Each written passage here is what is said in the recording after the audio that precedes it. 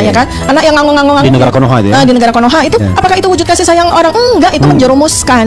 Itu jahat sama anak. Kalian untuk para sengkuni-sengkuni yang membenci Wakil Presiden Negara Kesatuan Republik Indonesia Bapak Gibran Rakabuming Raka, saya katakan pada Anda bahwa kalian semua itu tidak berguna di tanah Indonesia ini. Halo, assalamualaikum warahmatullahi wabarakatuh. Jumpa kembali dengan Banyuwangi Official. Oke, selamat sore semuanya. Dan sore hari ini kita mau nonton lagi video yang masih viral, yaitu tentang Dr. Tifa, yang dimana saat ini menghina keluarga Bapak Jokowi. Oke, bagaimana videonya? Mari kita simak bareng-bareng. Dan jangan lupa dukung terus Banyuwangi Official. Dan mungkin punya saran dan kritik, silahkan tulis di kolom komentar saya. Oke, lanjut untuk videonya, kita play dulu. Let's go. Anak yang nggak ngerti apa-apa, ngangong-ngangong dikasih jabatan wali kota misalnya, ya kan. Anak yang ngangong-ngangong di negara Konoha itu ya? Di negara Konoha itu apakah itu wujud kasih sayang orang? Enggak, itu menjerumuskan. Itu jahat sama anak. kalian yang mendukung Fufu Fafa ya kan? Kalian sedang menyiksa dia. Iya, bener, lagi tersiksa dia. Dia itu hanya pede kalau dia datang kemana-mana, ke gorong-gorong, ke terowongan gitu, Ya. yang seremonial sifatnya. Ya, Tapi itu. begitu sidang kabinet, itu hal yang paling dia benci buat jangan-jangan. Itu stres banget itu. Iya. Saya mudah-mudahan dia nanti dalam beberapa bulan udah capek, udah bosan main-mainan jadi wapres ya, mudah-mudahan ya. Dan mengundurkan diri gitu. Dan mengundurkan diri karena daripada dimaksud. Untuk para sengkuni-sengkuni yang membenci Wakil Presiden Negara Kesatuan Republik Indonesia Bapak Gibran Rakabuming Raka, saya katakan pada Anda bahwa kalian semua itu tidak berguna di tanah Indonesia ini. Jadi sebaiknya kalian tuh diem. Jangan suka menjelek-jelekan Wakil Presiden Negara Kesatuan Republik Indonesia. Itu resmi, sah dipilih rakyat, sah menurut undang-undang, sah menurut apapun. Jadi tidak boleh ada yang menjelek-jelekan. Sebab pekerjaan beliau tidak pernah ada yang jelek. Semua untuk rakyat. Beliau bekerja untuk rakyat, bukan untuk satu golongan, bukan untuk keluarganya dan siapapun. Berbicara melalui hatinya yang kotor. Nah, itulah teman-teman ya. Jadi para netizen saat ini lagi menghujat Dr. Tifa. Oke, lanjut lagi untuk videonya karena ini videonya masih panjang. Oke, kita tonton lagi. Lanjut. Pikirannya yang busuk, jadi dia mengeluarkan fitnah terus. Yang ada di hati dan pikiran Tifa ini ya cuman kebencian. Tifa ini sebenarnya udah bisa dijerat hukum. Pertama, ya provokator, menebar kebencian, memfitnah bahwasanya tahun 2027 ya Wakil Presiden Gibran Rakabuming Raka akan mengkudeta Bapak Prabowo Subianto. Tifa, otak kau taruh di mana? Kau ya nggak ada malu-malunya. Kau ini urat malu udah putus, urat apa namanya? Nggak ada aku tengok perempuan sedasar kau ini memfitnah orang. Yang kau fitnah itu mantan presiden. Kau punya dendam pribadi apa sama Pak Jokowi? Apa karena kekasih hati belahan jiwa kau dipecat jadi menteri sama nggak menang di capres? Terus-terusan kau menghina Pak Jokowi, ya kan, memfitnah Pak Jokowi seolah-olah Pak Jokowi itu kan menurut dia, ya kan, menurut si Tifa ini, ya Pak Jokowi itu mencoba untuk apa tuh namanya, menyiapkan si bocil, maksudnya menyiapkan Gibran Rakabuming Raka untuk menjadi pengganti seperti Bapak Jokowi. Dia bilang entah 2029 atau maju jadi 2027 melalui sebuah kudeta. Mungkin kan, gila nggak tuh? Kau Tifa ya, ini fitnah loh. Fitnah yang kau lontarkan kepada Wakil Presiden di negara Republik Indonesia ini. Kau fitnah ya seolah-olah Gibran akan mengkudeta Bapak Prabowo Subianto. Maunya ada yang laporkan kau. Nggak jelas sekali mulut kau. Mulut pesona bangke kau. Nggak malu kau dengan pakaian yang kau pakai. Tiap hari kau menebar fitnah.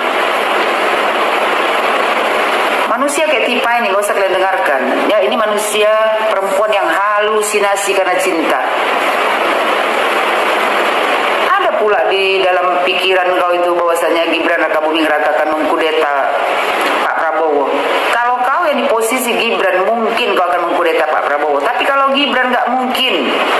Jadi jangan kau giring-giring opini masyarakat ya seolah-olah Gibran itu mengkudeta Pak Prabowo. Lama-lama menjijikkan keluar kata-kata yang dari mulut kau itu. Tipa, kau yang buat kegaduhan di negara Republik Indonesia ini. Kau yang membuat perpecahan di negara Republik Indonesia ini. Orang-orang kayak kalian gini ya, cocoknya disingkirkan dari negara Republik Indonesia ini. Apa jabatan kau di negara Republik Indonesia ini? Apa yang sudah kau kasih untuk negara Republik Indonesia ini? Mulut kau suka berbicara. Kau berbicara sesuai dengan otak kau, isi kepala kau. Fitnah terus yang kau lontarkan. Perempuan macam apa kau ini? Perempuan berhati iblis. Gak ada kebaikan sedikit pun yang kau tanamkan di hati kau. Cuman kebencian aja. Kebencian kau kepada Pak Jokowi tak beralasan. Apa alasannya? Karena kekasih hati belahan jiwa kau kena pecat, terus gak menang jadi capres. Cinta mengalahkan segalanya ya tiba ya. Sampai kau tahan ya kan memfitnah orang. Apalagi yang kau fitnah itu wakil presiden negara Republik Indonesia ini. Kata-kata kau ini udah luar biasa ini ya. Kau bilang Bapak Jokowi ya Gibran wakil presiden Raka Buming Raka ya kan mungkin akan mengkudeta Pak Prabowo tahun 2027. Karena sedeng kau berobat lah Tipa, cek kejiwaan kau. Memang udah bergeser berat kau. Kau bocor halus tapi keliling tak bisa tampal. Gak ada orang yang mau mengkudeta Bapak Prabowo Subianto. Habis itu pura-pura kau ya kan, mari kita dukung presiden. Padahal kau sendiri gak milih Pak Prabowo. Sok-sokan pula kau bela-bela Pak Prabowo. Gak main kau Tipa. Muka kau tuh ya kan cocok dengan hati kau yang kotor itu. Obat apa kau Tipa? Gak ada perempuan kayak kau gini kurasa ya, yang tak punya hati nurani sama sekali. Tukang fitnah, penebar kebencian, perempuan yang paling menjijikkan seluruh Indonesia. Kata-kata kau tidak ada satupun yang benar, cuman menurut halusinasi kau. Berhenti kau fitnah orang. Apalagi yang kau fitnah itu wakil presiden di negara Republik Indonesia ini. Kau suka atau tidak suka, Gibran itu wakil presiden di negara Republik Indonesia ini. Kalau kau nggak suka kali, pindah aja kau. Menyemak aja kau di Indonesia ini, bikin gaduh aja kau. Iya, jadi apa yang dilakukan oleh Mas Wapres itu bukan membuat kebijakan baru atau bukan membuat program baru. Jadi Republik ini sebenarnya sudah punya sebuah program yang namanya SP4N Lapor, ya, yang dimana program ini rumahnya adalah www.lapor.go.id. Gitu. Nah, disinilah warga, ya, masyarakat, rakyat, semuanya bisa melapor ke website tersebut untuk kemudian tindak lanjuti oleh pemerintah. Ya, siapa aja pemerintah di sini?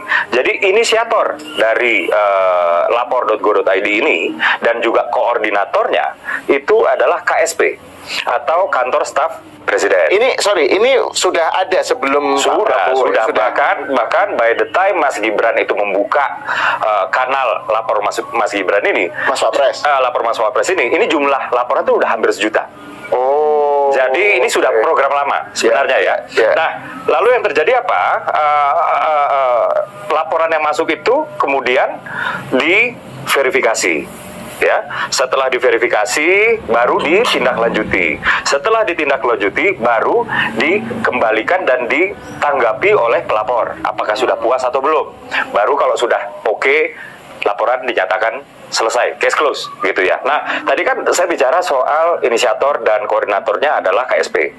Nah, pertanyaannya berikutnya adalah siapa sih yang dikoordinasi oleh KSP? Nah, ini ada beberapa kementerian. Yang pertama itu adalah Kemendagri. Kalau laporannya ini terkait dengan kewenangan pemerintah daerah, ya. Yang kedua adalah Menpan RB. Kalau laporannya ini terkait dengan kementerian lembaga di tingkat pusat, ya. Lalu juga ada Komdiji, dulu Kominfo namanya ya, sebagai penyedia rumah IT-nya. Kurang lebih seperti itu. Dan di sini juga kalau misalnya ada laporan-laporan yang arahnya itu adalah mal administrasi negara dan lain-lain ya, di sini ombudsman juga ikut. Gitu. Jadi ini adalah terkait dengan kemampuan teknisnya melapor melalui teknologi digital. Itu yang pertama. Jadi di lapor Mas Wapres ini, mau kelas bawah, kelas atas, kelas menengah, semuanya diberikan asistensi, Mas. Gitu. Jadi semuanya bisa melapor. Jadi ada asistensinya di situ. Lalu yang kedua, ada yang terpaksa nggak dilanjutkan laporannya karena dia nggak terkait dua hal. Hal pertama itu adalah pelayanan publik. Hal kedua adalah kebijakan publik. Gitu. Nah, kadang-kadang laporannya ini ya macam-macam. Ada yang iseng ya, atau ada yang ya sifatnya kayak karakter assassination itu juga ada. Itu kan di X kan ada. Boleh nggak saya lapor tentang siapa yang bikin fufu fafa gitu. Iya, kayak gitu. Itu kan iseng-iseng ya. Iya. Iseng-iseng politik lah itu ya. Dan juga tujuannya untuk menyerang Gibran. Ya, kan? ya. Dan yang ketiga, kemarin itu banyak yang nggak dilanjutkan karena tidak ada identitas pelapor. Oke. Gitu, sehingga ya terpaksa nggak dilanjutkan. Karena apa? Dengan adanya identitas pelapor, maka kredibilitas laporannya ini ya itu bisa bertanggungjawabkan karena ada identitas pelapor. Tapi satu hal yang pasti, siapapun yang melapor ya, itu identitasnya disembunyikan, tidak akan dimunculkan. Dan keselamatan si pelapor itu dijamin oleh institusi kepresidenan langsung. Kurang lebih seperti itu. Nah, yang dilakukan oleh Mas Gibran, ya kalau kita ibaratkan lapor.go.id ini adalah dapurnya, yang dilakukan oleh Mas Gibran itu menambah pintunya. Gitu. Jadi apa yang dilakukan oleh Mas Gibran itu hanya menambah input laporan yang baru, kanal baru aja, ya, untuk sebuah kebijakan yang udah existing. Gitu. Nah, masalahnya tadi kan nggak tahu ada lapor.go.id ini kan? Tahu ya. Karena kan yang diberitakan kan tiba-tiba Mas Wapres ya Gibran bikin inisiatif itu, terus kemudian kan ada narasi yang mengatakan atau nyinyiran yang bilang bahwa itu kan levelnya kelurahan, level kabupaten gitu. Ngapain Wapres ngurusin seperti itu? Jadi itu yang berkembang dan terutama juga dikaitkan dengan langkah-langkah gercepnya Gibran setelah pelantikan kan, Bro Uki, yang melihat MRT, terus menemui utusan pejabat dari China atau dari Jepang, atau pokoknya sangat gercep ya, terus kemudian makan bergizi sehat, percontohan. Intinya seakan-akan Gibran itu jalan sendiri gitu. Padahal ini tentu atas Pak Prabowo pasti tahu ya. Menurut Bro Uki gimana? Jadi pertama misal yang terkait dengan lapor Mas Wapres ya. Tadi saya sudah bilang ya bahwa ini bukan kebijakan baru, ini bukan program baru ya. Mas Gibran hanya memperkuat program yang sudah existing dengan cara-cara yang levelnya itu giat ya, bukan program, bukan juga kebijakan. Dan satu hal yang pasti, Pak Prabowo, Presiden Republik Indonesia, itu mengetahui ya, membolehkan, mengizinkan ya Mas Gibran untuk melakukan itu semua. Jadi tentu saja ya Mas Gibran dan Pak Prabowo sebagai presiden, Mas Gibran wakil presiden, Pak Prabowo sebagai presiden, ini bergeraknya sebagai sebuah kesatuan. Jadi memang ya kami sadar bahwa di luaran itu banyak sekali narasi yang berkembang ya, seolah-olah untuk membangun persepsi bahwa antara presiden dengan presiden berjarak, presiden dengan wakil presiden itu berjarak ya, atau seolah-olah memberikan alasan-alasan untuk presiden tidak menyukai wakil presiden, atau sebaliknya ya, demikian juga wakil presiden ke presiden. Tapi satu hal yang pasti ya, antara Presiden Republik Indonesia dengan Wakil Presiden Republik Indonesia adalah sebuah kesatuan ya. Mereka berada di sebuah institusi yang namanya kepresidenan, dan chemistry di antara Pak Prabowo dengan Mas Gibran ini luar biasa baik, luar biasa baik. Jadi kita sama-sama tahulah ya, Pak Prabowo itu mengadakan misalnya penggemblengan, bahkan sebelum di Magelang kan sudah ada pembekalan di ini ya, Hambalang ya, dan lain-lain. Dan Pak Prabowo itu kan selalu narasinya itu persatuan. Iya, karena tantangan begitu besar, nggak bisa dihadapi sendiri, harus bersatu kayak gitu-gitu kan. Iya, dan nggak mungkin ya kemudian antara presidennya dengan wakil presidennya sendiri nggak kompak, itu kan nggak mungkin gitu. Jadi narasi-narasi yang berkembang di luar ya terkait dengan wah udah ada jarak nih, wah Mas Wapresnya melakukan ini inisiatif sendiri, wah melangkahi presiden segala macam. Itu tidak benar ya, dan presiden dan wakil presiden dalam hal ini apapun yang mereka lakukan, mereka adalah sebuah kesatuan, dan presiden sebagai pimpinan dari institusi yang namanya kepresidenan ini mengetahui, membolehkan dan mengizinkan, atau di beberapa hal bahkan menginstruksikan. Seperti ketika Pak Prabowo sebelum berangkat ke Tiongkok ya. Jadi kan rangkaian kunjungan Pak Prabowo di luar negeri itu lumayan lama ya. Itu berangkatnya itu dari tanggal 8 sampai tanggal 26 ya, kurang lebih 14 hari ya. 1 hari sebelum pilkada ya. Nah, oke teman-teman, itulah video tentang Dr. Tifa. Juga tadi ada pembahasan tentang Mas Gibran ataupun Wapres kita.